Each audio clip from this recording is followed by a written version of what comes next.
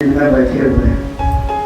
सिर्फ पूजन करना हमारी महानता नहीं है, पूजन के साथ साथ जो बताए जाते हैं उन पथ चिन्हों पर चलना हमारी महानता है।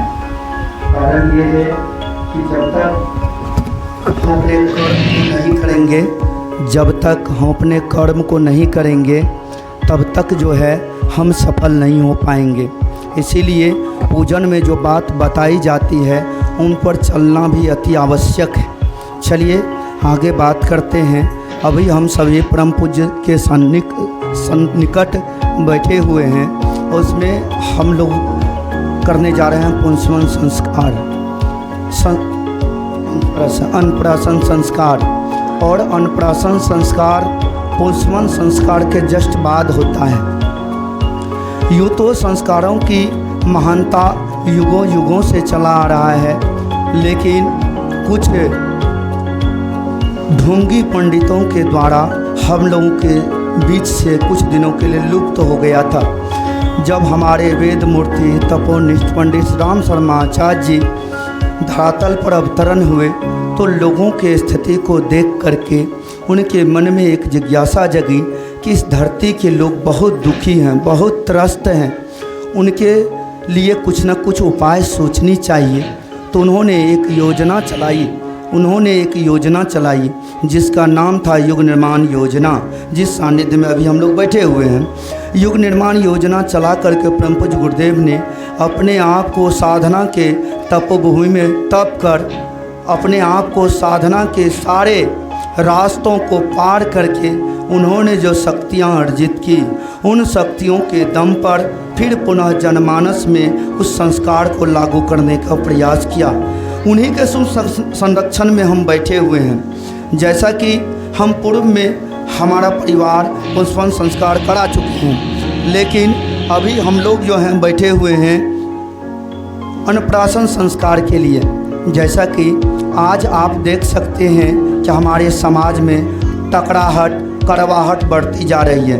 कहा जाता है कि तलवार के मार से शब्दों की मार ज़्यादा तीखी है, तलवार की मार से शब्दों की मार ज़्यादा गहरी है।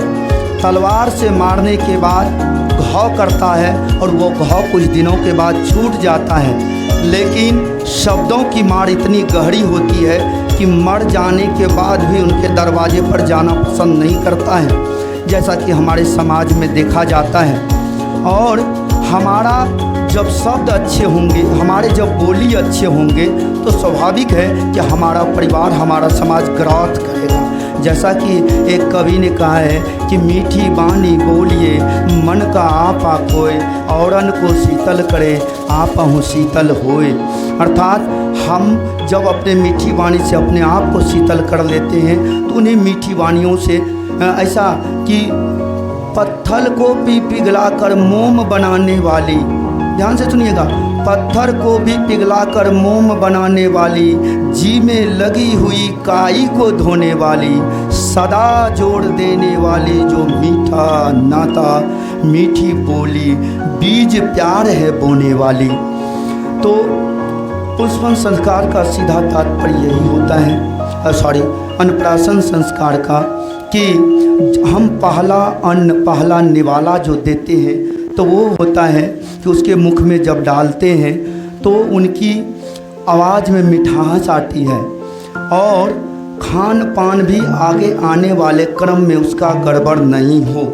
इसीलिए हम अन्न का पहला निवाला वैदिक मंत्रों के द्वारा देते हैं। अगर हम पहला निवाला जो है मीठा देते हैं, जैसा कि मधु देने की परंपरा है, खीर खिलाने की परंपरा है।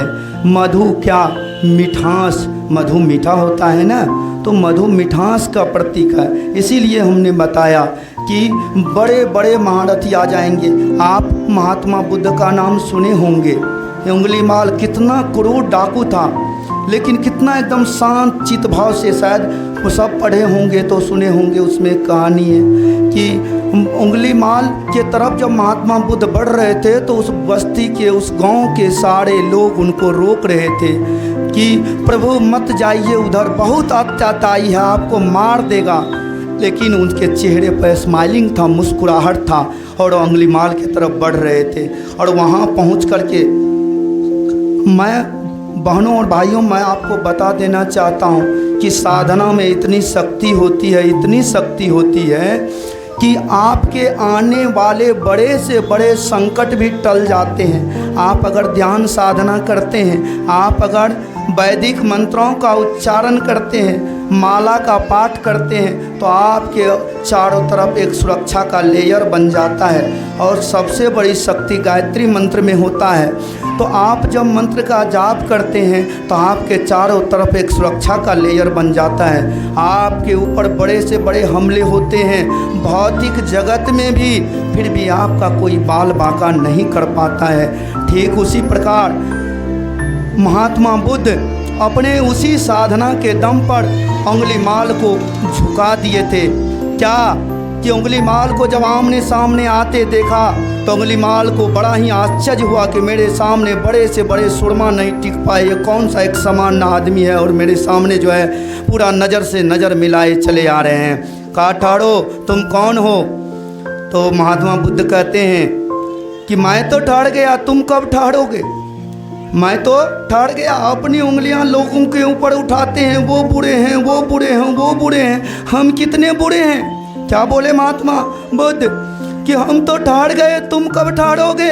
अर्थात मैं तो संभल गया हूँ, तुम कब संभलोगे? तो कहा, कहने का मतलब, कहा कि तुम जो इतने लोगों को सताते हो, लोगों की उंगलियों को काट कर माला बना करके पहनते हो, क्या वजह है? तब जा कर के उसने कहा कि तुम्हें कोई अधिकार नहीं है मनुष्य को मारने का। कहा कैसे? तो कहा जब तुम उसे जिलाओ, क्या कि एक जो है पेड़ का एक टहनी लाओ। तो उंगली माल ने क्या किया, एक बाहुबली था, ताकतवर था, बड़ा सा एक टहनी जो है तोड़ लिया वृक्ष से और कहा लो, कहा फिर इसे जोड़ो। तो भाई वो टहनी कभी जुड़ सकता? प्रभु ये कैसे हो सकता है? कहा जब ये नहीं हो सकता है तो तुमको मनुष्य को मारने का अधिकार किसने दिया? और बंधुओं, वहाँ जो है उसमें परिवर्तन आया।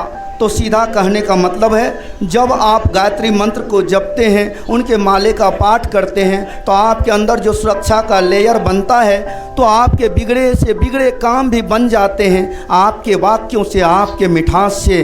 अतः पुंसवन संस्कार हमारे जीवन का ये अन्नप्राशन संस्कार, सॉरी बार बार पुंसवन संस्कार आ जाता है। तो अन्नप्राशन संस्कार जो है हमारे जीवन का एक गहरा अमिट छाप छोड़ता है, इसलिए कि उस पूजन में जो बातें बताई जाती है उन पर चलना भी अति आवश्यक होता है। अगर उन पर आप नहीं चलते हैं तो सिर्फ पूजन पाठ से हमारा जीवन सफल नहीं हो पाता है। आइए हम लोग बढ़ते हैं पुंसवन संस्कार की ओर, अन्नप्राशन संस्कार की ओर। तो आगे कार्यक्रम को बढ़ाया जाए।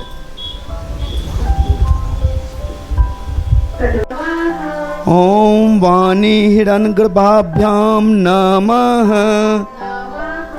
ओम सचि पुरंद्राभ्याम नमः। ओम मातृपितृचरण कमलेभ्यो नमः। ओम कुलदेवताभ्यो नमः। ओम स्थान देवताभ्यो नमः। ओम इष्ट देवताभ्यो नमः। ओम ग्राम देवताभ्यो नमः। ओम वास्तु देवताभ्यो नमः। ओम सर्वेभ्यो देवेभ्यो नमः। ओम सर्वेभ्यस्तीर्थेभ्यो नमः।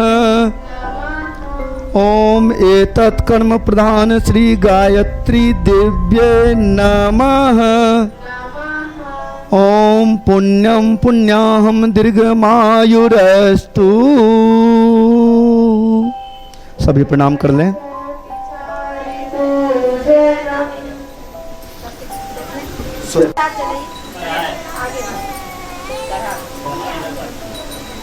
तांबुल पूगी फलानी समर्पयामि। 5 सुपारी चढ़ाइए। दक्षिणा समर्पयामि, दक्षिणा के रूप में कुछ चढ़ाइए। षड्वा भावे अक्षतान समर्पयामि, अक्षत चढ़ाइए। ततो नमस्कारम करोमि, सभी प्रणाम की अवस्था में रहेंगे। ओम नमोस्तु अनंताय सहस्त्रमूर्ते सहस्त्रपादाक्षि शिरोरुबावे सहस्रनाम्ने पुरुषाय शाश्वते सहस्रकोटि युगधारिणे नमः।